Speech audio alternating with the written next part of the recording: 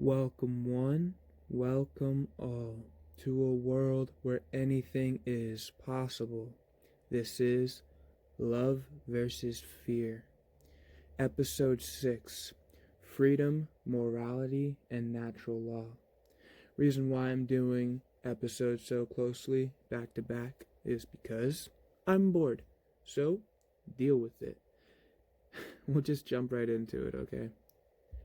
True liberty, at essence, is an essential property and result of objective truth and morality. Therefore, there can be no liberty in a civilization that enshrines moral relativity. Liberty is the result of choosing right action, that is, the morally right choice. Morality derives from natural law principles, which are objective truths, not something subject to opinion. Ethics is one of the main branches of philosophy. It's the study of morals, or the study of right action, right behavior. Morality is very simple. You see, your body chemically guides you to know in your bones, in your core being soul, in your consciousness, what is right and what is wrong.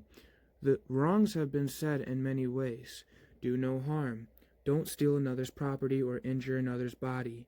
Don't initiate violence or coerce with threat against another's own will. Rights have also been said in many ways as well. Love one another. Do unto others what you would have done unto you. And if you have to hear that in reverse, that's do not do unto others what you do not want done unto you, because the masochist loves being beaten by the Satanist, but under their own free will. They do not want to be beaten 24/7 by anyone and everyone, and if so, I'll call it what it really is, insanity. Only a true psychopath places no value on their own life and submits to the violence of others. When you don't value your own life, it's highly unlikely you're going to value others. All life has infinite value and potential. This is what people need to understand. This is truly the essence of freedom. To understand the infinite value and potential of all life is to understand liberty. Nobody can bestow liberty on you. It is a state of being that comes from right application of knowledge. First, you have to understand that knowledge and act without contradiction. That is called wisdom. So, morally right application of knowledge will always lead to freedom. That is, as you think, so you feel, and so you do, with that which the creative universe intends, in harmony with natural law. When we feel, think, and act consistently in unison with natural law principles, the result will always lead to liberty. Until then, we are simply handed privileges disguised as freedoms by our quote-unquote masters called government, called man's law. Government is slavery. The etymology comes from gubernare. In classical Latin, there is no V. It's pronounced gubernare, meaning to control. And ment or mentes comes from Latin mentor mentes, meaning mind. Government is literally mind control. It's in the root of the word. No one has the rightful authority to govern anyone else's thoughts, feelings, or actions besides their own. And when your thoughts, feelings, and actions are not in unison, they are in a contradictory state, and that state is only going to lead to self-confusion, cognitive dissonance, and more suffering. So, as you think, as you feel, so you act. That creates freedom. When you're not doing that, and you think one way, and you feel a different way, and you act a different way, you're only going to lead to creating more chaos and more suffering in this world. The only two reasons why people suffer is because they believe in something that's not true, and they refuse to believe the truth. Simple as that. Please take the time to truly understand what the meaning of these words I'm saying are if you truly value liberty in life. As long as we abide in partial darkness, we will continue to be conquered. If we look very closely at the idea of liberty, we would discover that there is a radical distinction between true human liberty and liberty falsely so called. Indeed, liberty falsely so called is that same liberty which the New World Order built. This idea to attract the masses of people to one's own party for the sole purpose of crushing another party who is in authority, quote unquote. And the false idea of freedom one party offers is really just an infectious ideology, which we'll go over in the future in depth about all the infectious ideologies out there. Democracy being a prime example of an infectious ideology because it creates the illusion of freedom. People think that they can just vote and take away other people's rights, but voting itself always attacks the minority group, So you're always fucking the minority and taking away their freedoms, and that's wrong. You don't have the right to tell anyone they can't put something into their body or go a certain speed limit if they're not hurting anybody else, and then punish them for that. They think that they can vote, and all of a sudden the slackening of the reins of government is going to happen. And this is just one of the major mind control tactics employed by government. And this is called the Hegelian dialectic. It's an illusion of choice. You see, right-wing and left-wing parties are just two wings to the same bird, and its objective is only and always more control through more laws and more obfuscated, falsely claimed liberties. We will discuss much in depth in the future more about the methods of manipulation and mind control the government employs on a mass psychological and daily level. Until we understand how we are being manipulated and basic psychology, we will never be able to overcome these methodologies and techniques of fear. False liberty, as opposed to true liberty, refers to merely an ideology of liberty as opposed to a philosophy. Ideologies are built upon belief systems and theories. Philosophies are built upon gnosis, or experience, and that's true knowledge, as we talked about last episode. So, false liberty is only concerned with an illusion of choice, such as political parties and governments that set up against each other.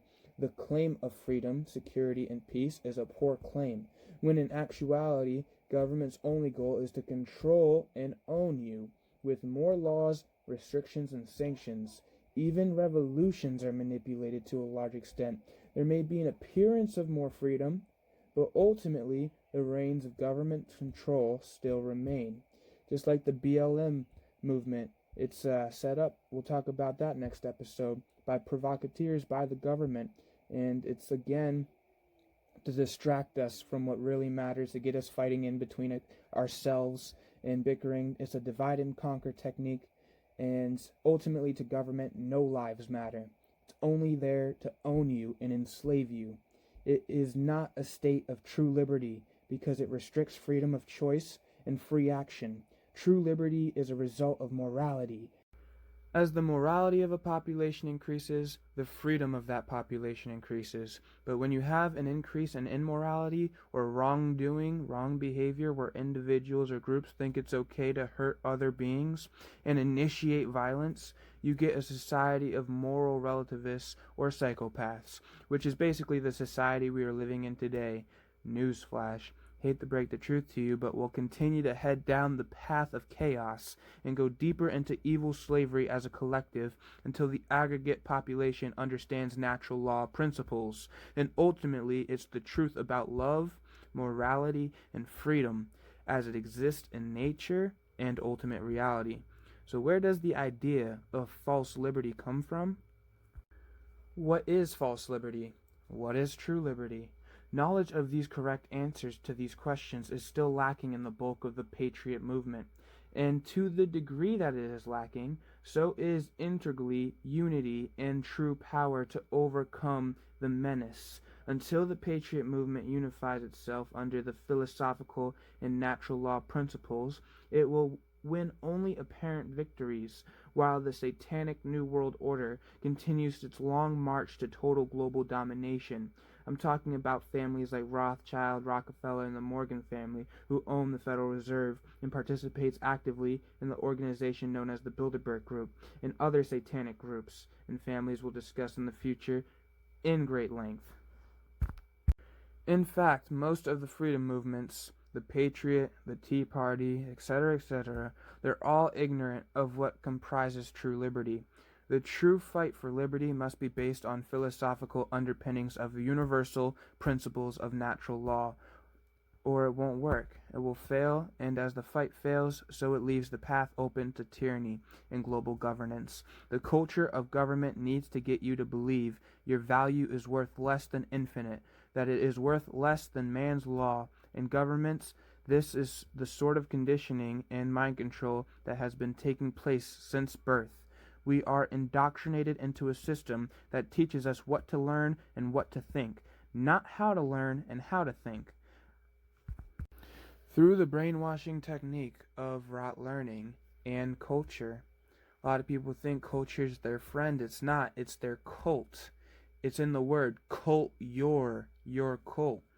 It's not done by accident. This play on word, or the way the word phonetically sounds. It's not your friend, it's your cult. The root meaning means to cultivate. Now, this ultimately is the debate of nature or nurture. It is ultimately the nurture that cultivates the experience. A human's nature has very little to do with their upbringing and what their personality is shaped into. The nature of a human is similar to the nature of a computer, and in that fact that it is programmable. So it's our experiences that shape the individual's personality, the culture that plays a huge role in your thought and behavior patterns. But no matter what your genes or environment are, you can ultimately overcome any obstacle life has to throw at you if you have knowledge.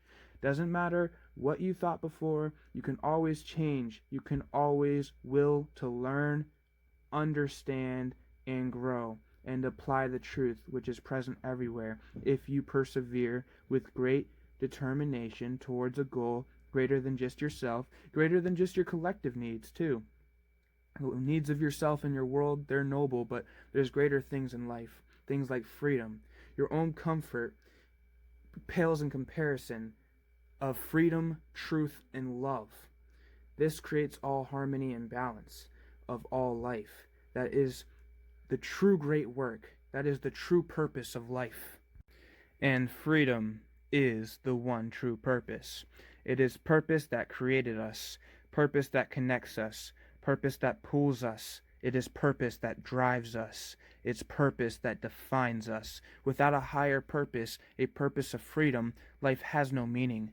True liberty is the highest of natural endowments. It is the portion only of intellectual or rational natures, and it confers on all humankind. This dignity of free will and free choice, we have the ultimate power of our own actions or inactions, and ultimately it is we, and we alone, who have to suffer the consequences of our actions or inactions.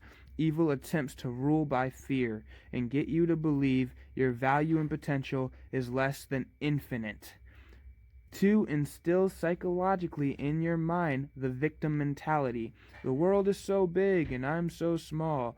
I'm so powerless. This is the victim mentality mantra. But there's nothing you can do about it. There's nothing I can do about it. What can you do, It's all they say. Little do they know we live in a world where anything's possible, where you can do anything you set your mind to, and in every conscious moment you can choose love over fear, order over chaos, and peace over war. But the manner in which such dignity is exercised is of the greatest importance, inasmuch as on the use that it is made to the greatest liberty allows for both the capacity of the highest good and the greatest evil alike. Mankind is indeed free to obey its reason, to seek natural law principles, moral good, and to strive unwaveringly towards the ultimate goal of freedom for all. Yet it is also free to turn aside to all other things in its folly and ignore the truth. And in pursuing the empty semblance of good, one would disturb the natural rightful order and fall headlong in the destruction one has voluntarily chosen. Worst of all is still those who are promoting a false and absurd notion of liberty by preventing the idea of freedom or falsely extending it to things in respect of which we cannot rightfully regard as free. You see, the Creator of all has given humans the ability to reason and choose. Reason, aligned with truth, will lead inevitably to liberty, but humans can also choose to ignore reason and choose less wisely, in which case their folly will inevitably lead to confusion, chaos, and destruction.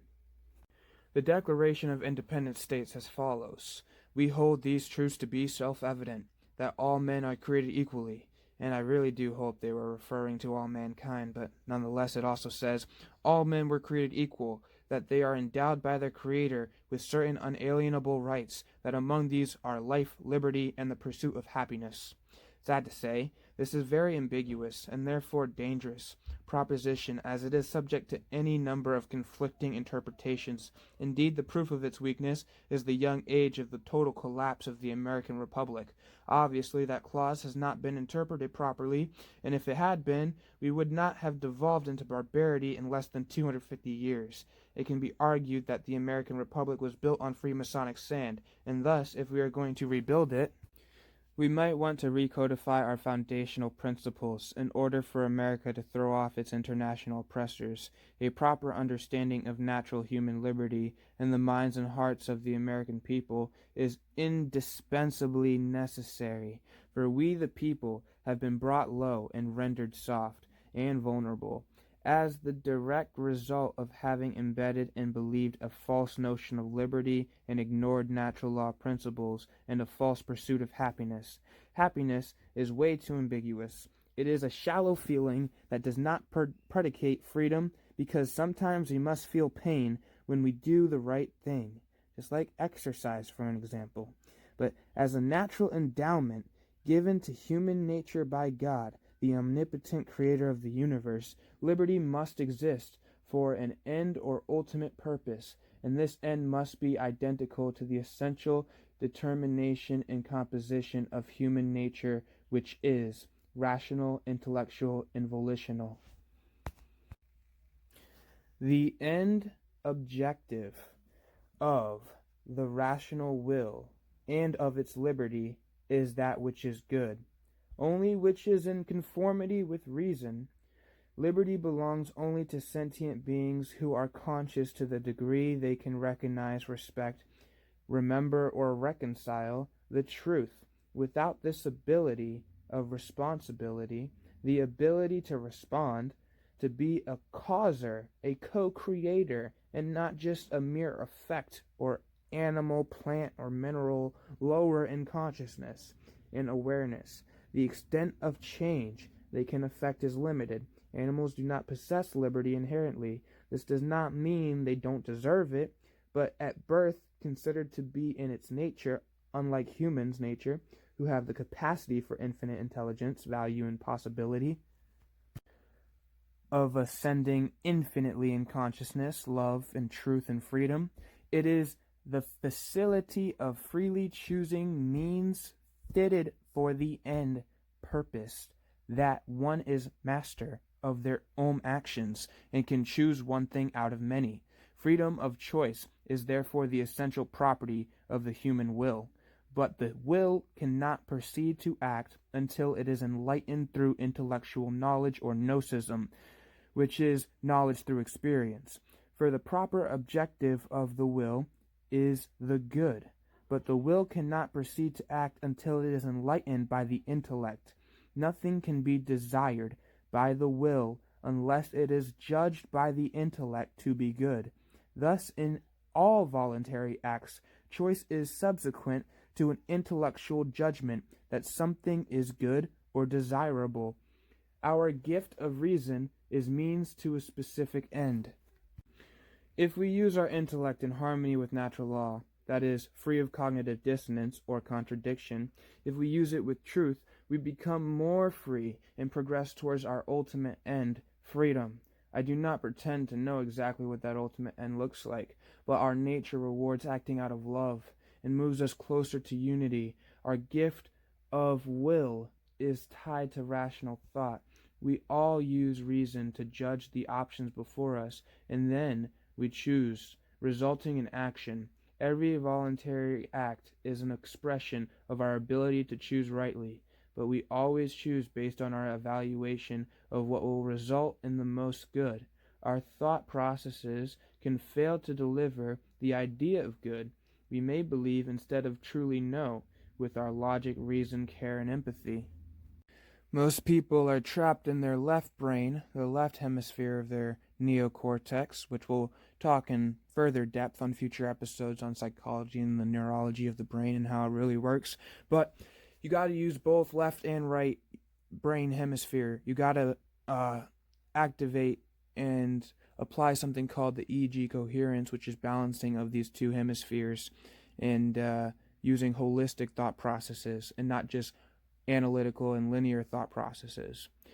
Those institutions that we are holding close for security that contradict fundamental principles of nature and truth, we might think we know them based on a false information. We are not perfect. No one is. Never will be in this life.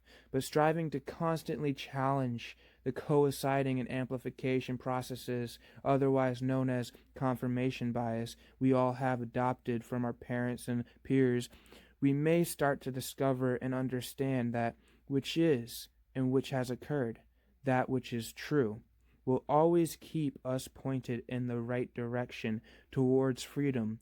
The will is referred to as the appetite of power, the appetite of the soul, or the rational appetite. Like the intellect, the will is a spiritual faculty. It is the power in which an individual seeks to execute an action or attain to an object proposed to it by the intellect. The object of the will is always the good. And even in the election of evil, it must be proposed to the will under the appearance of good. Anything chosen as a means is therefore viewed under some aspect of goodness. Therefore, because in all voluntary acts choice is subsequent to a judgment upon the truth of a good presented, declaring to which good preference should be given, is an immutably true principle that human liberty depends entirely on intellectual judgments that conform to reason, and the truth which is, therefore, when objectively false and immoral actions are acted upon by the will, then it is a source of ignorance and grave disorder. In a society, exponentially multiply the number of individual immoral acts, and you will have a society that collapses from moral decay. And it will collapse in a very short period of time. Humans base all choices of action on intellectual evaluation, and those choices are based on what we judge to be best for us at any given moment. If a choice is based on fallacious reasoning instead of truth and logic, we will be in contradiction with nature, and the result is grave disorder, chaos, and self-inflicted suffering. It is the exponential accumulation of all the false choices leading to an immoral action that have led to the state of confusion and increasing lack of liberty we find ourselves in today. Hedonism, for an example, is the tyranny of the passions and has no place in the well-ordered man or in the well-ordered civilization. Unfortunately, our elitist overlords have long been at dumbing us down to the level of beasts that cannot employ their natural rational endowments, but only their carnal lusts, due to a state of fear in constant survival mode, valuing self-preservation as the highest principle. And that self-preservation is the highest tenet of Satanism, which most certainly is real and not just something that exists in Hollywood. There are dark cabal Satanist elites that are controlling the world, and you need to know about them because they are enslaving you and me on a daily basis. And I don't know about you, but I want to be free, and my freedom is dependent on you knowing this knowledge, so we can come together and have freedom for everyone, because we're all connected, because we're all energy. You got to understand these natural law principles and virtues will only ensure freedom, and the ignorance of them will ensure the destruction of freedom for all. I'm not saying self-preservation isn't important, but it shouldn't be the only purpose or goal we have. And if it is, that should be the indicator that you are a psychopath in a vibratory state of fear and not love. We allowed this to happen to us because we are mistakenly believing in the lie they told us, and that's true liberty is the quote-unquote right to do whatever we want, whenever we want, as long as it's not illegal or discoverable. This is wrong. True liberty is an essential property of objective truth and morality as it exists in the universe and in nature. Therefore, there can be no true liberty in a world or a civilization that enshrines moral relativity. What is moral is what is true, or what is right. And we talked about this on the first episode. A right is an action that does not harm another being. Truth is truth. It is. It simply is that which has occurred and that which is happening. There can be no shading of truth, no relative orderings of truth. It simply is. To the degree that truth can be known, knowing what is moral action becomes completely unambiguous. We have been indoctrinated and falsely educated to believe in a lie that morality can be determined and handed down in laws of man and government, which I'm calling government what it really is, mind control. This has led to an idea that what is good is simply what feels good, and that is hedonism. This is the way of thinking that excludes reason and therefore prevents us from connecting with what is true. Hedonism is the artifact of the domination culture, and the extent of our acceptance of that truth is the extent that we are subjugating ourselves to move further away from liberty and closer and deeper into slavery, which is where we are now. If you think you're not, you can just turn this episode off right now, because you're not going to learn anything else from this or me. So you got to understand, we can't just magically vote ourselves out of this mess. You need to seriously reevaluate the situation and see the illusion of choice that is given to us. It's called the Hegelian dialectic, and we will discuss this and many more methods of mass mind control government employs on us every day that we must understand in order to break free from their effects. I wouldn't be saying all of this if I didn't know it, deep down in my core being, in my heart, and in my mind. With my thoughts in unison with my emotions and my actions. This isn't my opinion. These are universal, natural law principles that are in effect and are immutable and bind us. They say nothing changes, but these principles do not change. Just like the truth does not change. You cannot go in the past and change the past. Once it has happened, it has already happened, it's already occurred, it is truth. It is that which is. There is no going back, changing the past. The truth is truth. Yes, we live in a world that's living. Change is a constant. But there are foundational principles that act as pillars of the fabric of existence that we can discover and we can align our perception and consciousness to. That is what the great work is. It is internal work, aligning your perception with what is true, and you can do it. I'm not saying it's easy, I'm saying it's simple. Reading a book is not easy, but it's simple. It's one word after the other, one page after the other, one page a day, one step at a time, one marker at a time, and we will reach the peak of the mountain. And at that peak, we will have freedom for all. Love. Love is all you need. It's what this whole thing's about. I don't know if many people are listening out there, but if you are, know you're not alone. Know we do live in a world where anything is possible, where God is good. We live in a world where every truth that exists, all the infinite of them, all truths can be known. No matter what you can do, anything you set your mind to, if you have the will, the soul force, the care, and the determination behind it, you can reprogram your mind, and you can become anything you can dream and imagine. All you have to do is know the truth. Zenu Ru. All life was born to be free. Peace.